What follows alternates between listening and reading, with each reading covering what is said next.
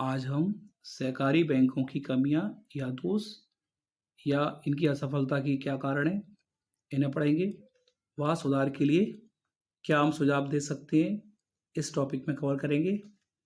Disadvantages और defects और of cooperative banks and suggestions for improvement. सबसे पहले हम जानते हैं सहकारी बैंकों की कमियां या दोष। पहला बिंदु है सरकार का अधिक नियंत्रण। सरकार ने इन बैंकों पर कई प्रकार के नियंत्रण लगाए हैं, कई प्रकार से कंट्रोल किया है, जिससे जनता इन्हें सरकार का बैंक समझती है। जबकि ये सहकारी बैंक और जो सहकारिता है, ये स्वयं जनता का आंदोलन है। ये बड़ी भ्रांति है इसमें। ऋण देने की जटिल प्रणाली, ऋण देने की कठिन प्रणाली अशिक्षित व ग्रामीण कृषक के लिए कठिन है। कृषक मतलब किसान। अनेक फॉर्म भरना, एक दफ्तर से दूसरे दफ्तर चक्कर लगाना, बाबुओं के चक्कर काटना, जिससे किसान मजबूर होकर ऋण लेने के लिए साहूकारों के पास पहुंच जाता है। वास्तव में उसे ऋण लेने में सामान्यतः 3 से 4 महीने का तक का भी समय लग जाता है। इससे वो परेशान हो जाता है। अनुत्पादक ऋण। वास्तव में सहकारी बैंक उत्पादक कार्यों के लिए ऋण देते हैं, लेकिन कुछ कमी होती है, जैसे कि अनेक बार ऋण लेने वाला व्यक्ति के उद्देश्य की पूरी जांच पड़ताल नहीं की जाती है, या वो चालाकी से किसान या जो भी ऋण लेने आता है वो बच जाता है और किसान या अन्य सदस्यों को ऋण दे दिया जाता है, जिसे ऋण लेने वाला अनुत्पादक कार्यों में प्रयोग करता है। धन की कमी। ये बैंक अपनी पूंजी अधिकांशतः मोस्टली अपने सदस्यों से प्राप्त करते हैं, और जो अधिकतर आर्थिक दृष्टि से अधिक संपन्न नहीं होते हैं, क्योंकि वो अधिकार जो होते हैं सदस्य सामान्यतः ग्रामीण ही होते हैं, और अतः इन बैंकों के पास सदैव ही पूंजी का अभाव बना रहता है या कमी बनी रहती है। कुछ अन्य कारण भी हैं। स्वार्थी तत्व और अवांछनीय तत्वों की प्रमुखता। सहकारी बैंकों में स्वार्थी तत्व अधिक होते हैं या अधिक आ गए हैं, जो केवल अपने परिचितों का ही कार्य करने में महत्व देते हैं। ये नए सदस्य बनाने में रुचि नहीं लेते हैं। और अवांछनीय जो तत्व हैं, वो सहकारिता आंदोलन में जो अवांछनीय तत्व आ गए हैं, ये भी एक इसकी प्रमुख समस्या है। अकुशल प्रबंध। इन बैंकों के पास वित्तीय साधनों का अभाव है, जिससे ये पेशेवर और कुशल प्रबंधकों की सेवाएं नहीं ले पाती हैं। इस कारण से इन बैंकों के प्रबंध संचालन में अकुशलता बनी रहती है। ऋण वसूल करने में देरी।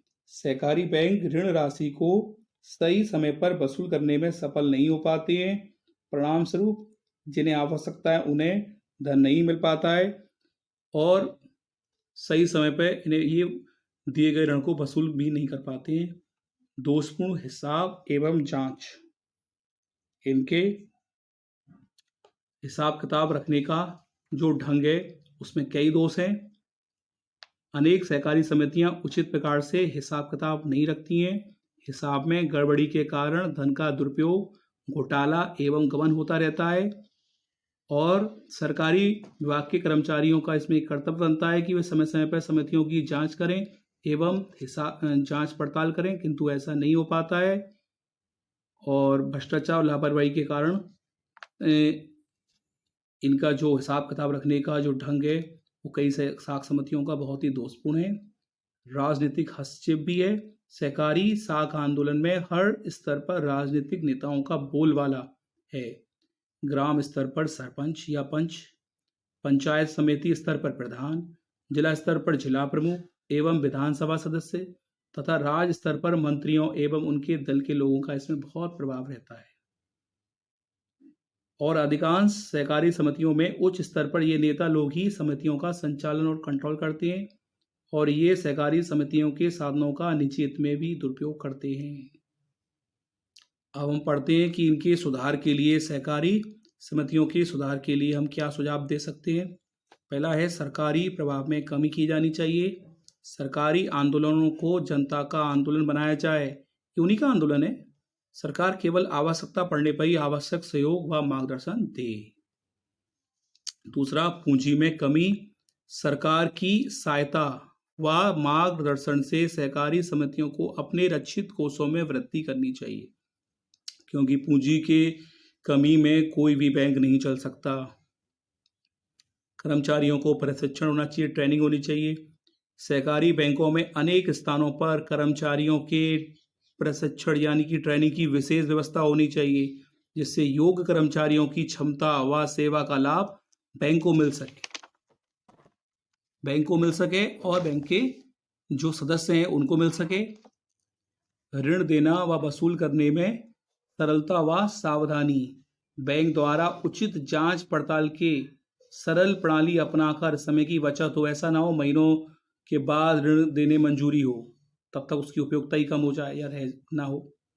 तो समय की बचत का ध्यान रखकर ऋण प्रदान करना चाहिए व सावधानी और नियमों को ध्यान में रखकर दिए ऋणों के वसूलने में भी आसानी रहती है। अन्य सुझाव भी हम दे सकते हैं।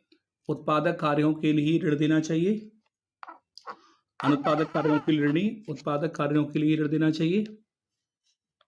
ऋण देते समय उसके उद्देश्य की पूरी जांच कर ली जाए और ऋण केवल मात्र उत्पादक कार्यों के लिए दिए जाने चाहिए और ऋण के बाद उसके प्रयोग का भी पूरा ध्यान रखना चाहिए। अवांछनीय तत्वों का उन्मूलन, जैसे मैंने कमी में बताया था, इसमें कुछ अवांछनीय तत्व आ गए हैं। सहकारी आंदोलन में जो अवांछित तत्व आ गए हैं उन्हें हटाया जाए। यह आंदोलन शुद्ध सेवा भाव में काम करके कर्तव्यनिष्ठ, ईमानदार एवं निस्वार्थ लोगों को सौंपा जाए। सरकार इन राजनीतिक लोगों के प्रभाव से सहकारी आंदोलन को मुक्त करे। प्रभावी जांच पड़ताल और ऋण देते समय इनकी पूरी जांच पड़ताल होनी चाहिए। हिसाब के मामले में पूरा ध्यान रखा जाए। सहकारी विभाग के जो कर्मचारी हैं समय पर हिसाब की पूरी जांच करें। तनिक सी भी गड़बड़ी होने पर उनमें आवश्यक सुधार कराएं। गबन, घोटाला, अनियमितता करने वाले लोगों के प्रति लोग करते हैं उनका तत्परता से उन पर कार्रवाई की जाए। नेक्स्ट पॉइंट है कृषि के लिए दिए गए ऋणों में ब्याज दर में कमी। हाँ बिल्कुल, कृषि के लिए दिए जाने वाले ऋण पर ब्याज दर को घटाया जाए। सहकारी साख का उद्देश्य किसानों को सस्ते ऋण देकर शोषण से मुक्त कराना है, ताकि गांव का किसान खुशहाल एवं सुखी बने, देश की पैदावार बढ़े, देश निरंतर प्रगति की ओर बढ़ता जाए। यह तभी हो सकता है जब हम सहकारिता के सिद्धांतों और उनमें निहित भावना को समझें और कृषि के लिए दिए गए ऋणों में विशेषकर ब्याज दर में कमी करें। सहकारी सिद्धांतों का पालन, इन्हें सहकारी सिद्धांतों को अपनाकर सभी सदस्यों के विकास व सहयोग का प्रयास करना चाहिए, क्योंकि इसका सहकारी बैंकों का मूल ही सहकारिता के सिद्धांत है। इस प्रकार आज हमने सहकारी बैंकों की कमियों में या दोषों के बारे में जाना कि सरकार का इन पर अधिक नियंत्रण है, ऋण देने की जटिल प्रणाली है, अनुत्पादक कार्यों के लिए भी कभी कभी ऋण दे दिए जाते हैं भूलवश, धन की कमी है इनके पास। अन्य यह है कि इसमें कुछ स्वार्थी तत्व आ गए हैं, अवांछित तत्व आ गए हैं, अकुशल प्रबंध है क्योंकि इनमें पूंजी कमी है, ऋण वसूल करने में भी देरी करते हैं, दोषपूर्ण हिसाब एवं जांच प्रणाली है इनकी, राजनीतिक हस्तक्षेप भी बहुत है। सुधार क्या कर सकते हैं हम? सरकारी प्रभाव में कमी करें, पूंजी में वृद्धि करें, इसके लिए योजनाएं बनाएं, कर्मचारियों को विशेष ट्रेनिंग दें।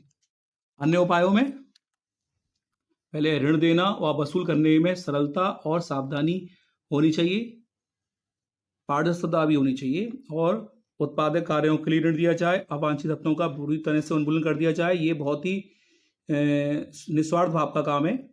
प्रभावी जांच पड़ताल हो सरकारी कर्मचारियों के द्वारा, सरकारी अधिकारियों के द्वारा, कृषि और विशेषकर कृषि के लिए ऋणों में जो ऋण दिए जाते हैं उनकी ब्याज दरों में कमी की जाए और इसका जो मूल है सहकारिता, उसके सिद्धांतों का पूर्ण रूप से इसमें पालन हो।